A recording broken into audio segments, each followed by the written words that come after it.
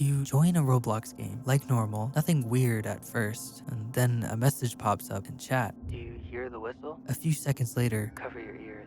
no context, no explanation, but players reported this happening. Same message, different games, and every time it happens, something strange appears in the distance, and the whistle plays again. This video covers disturbing Roblox media, not just games, but everything that ended up circulating through the platform's culture. ARGs hidden inside normal games, shock stories, YouTube horror series, and myths that evolved over time. Some of these are fully fictional, some are real incidents exaggerated over time, and some started as fiction but got repeated so much people stopped questioning it. Because Roblox isn't just games, it's also a place where stories spread faster than explanations.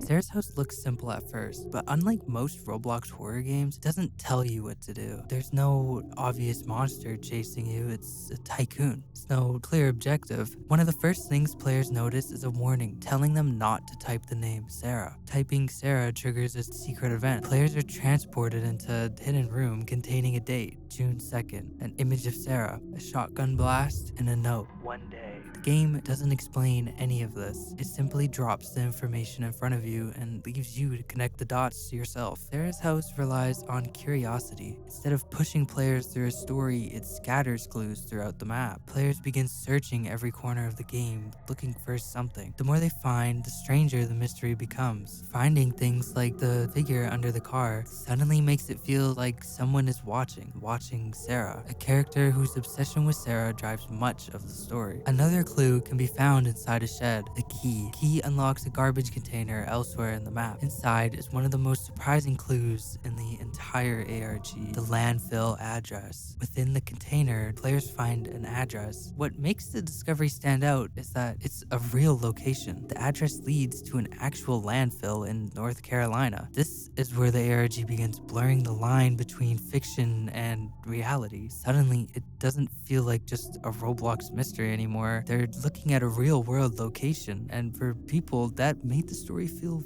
far more believable. While uncovering more clues, according to the ARG story, Sarah was being stalked. Clues suggest an unhealthy obsession that eventually escalates into violence. Dates, notes, hidden messages, photographs, and environmental details all point towards a murder taking place. However, the game never presents a complete timeline. Players are forced to assemble the story themselves. What makes Sarah's house effective isn't graphic content, it's uncertain. The game constantly gives players pieces of information without providing confirmation. Every answer creates two new questions, the realistic locations and hidden evidence, the missing context. Everything is designed to feel like an actual real-life investigation. And that's part of the reason why Sarah's house has become so popular with the Roblox mystery communities. But despite how realistic some of the elements appear, Sarah's house is fictional. There's no evidence that Sarah was a real victim. The landfill address exists, but the story surrounding it was created for the ARG. But even though Sarah's house blurred the line between fiction and reality for some people, players always knew they were inside a game. The next entry spread in a completely different way, not through a game, but through links that people were not supposed to click.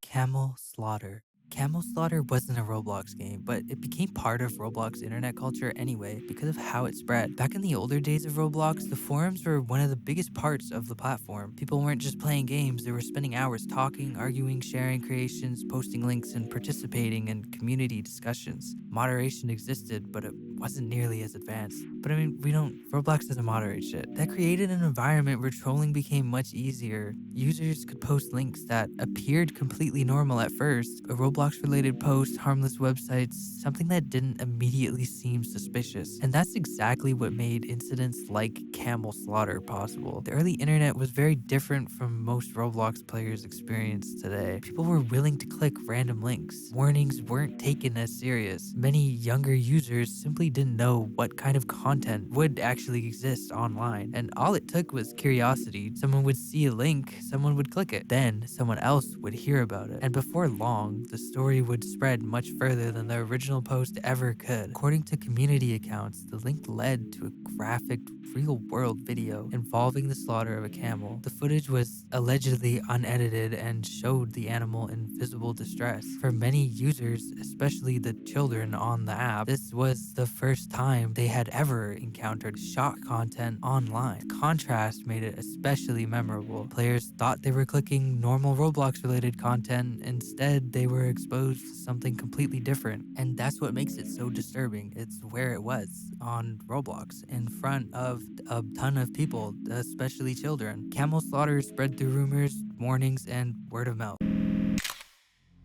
Now, at first glance, Fashion Diva looks like a completely harmless dress-up game. The kind of thing you'd scroll past without even thinking twice. Bright lighting, simple UI, players showing off outfits. But what made it spread wasn't the gameplay. It was what players started finding after spending too long in it. Fashion Diva blew up mostly through YouTube's secret discovery videos. People started uploading clips titled things like, I found something hidden in Fashion Diva. Don't type this word in Roblox Fashion Diva. And that's what pulled more players in. Once people started digging, the game revealed hidden triggers and coded messages. The most talked about discovery was the idea that players weren't always players. Some avatars behaved like they were stuck repeating patterns, not exactly NPCs, but not fully active either. And that's where the bot idea started spreading. And what made Fashion Diva believable wasn't the realism, it was consistency and the mystery. No one ever got the full explanation, just more layers of hidden text, symbols, and unfinished clues. The lack of closure made people assume there had to be more, and the deeper players looked, the stranger the game became. One of the most famous secrets would be triggered by simply mentioning the word bots in chat. Players who typed phrases like, Are there any bots here? would suddenly be teleported away from the actual game. Instead of a bright fashion runway, they would find themselves in a distorted version of the same game. The environment was dark and almost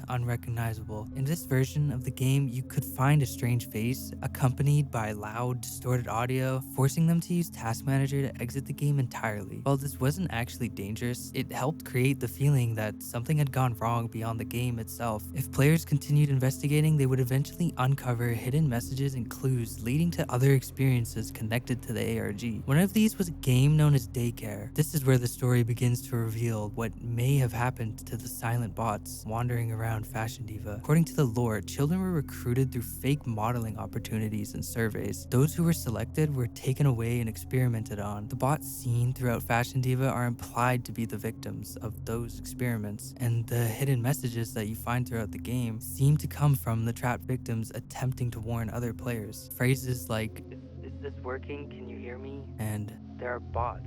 Help us. appear throughout the game's descriptions, clues, and secret areas. What begins as a harmless Roblox fashion game slowly transforms into something much darker.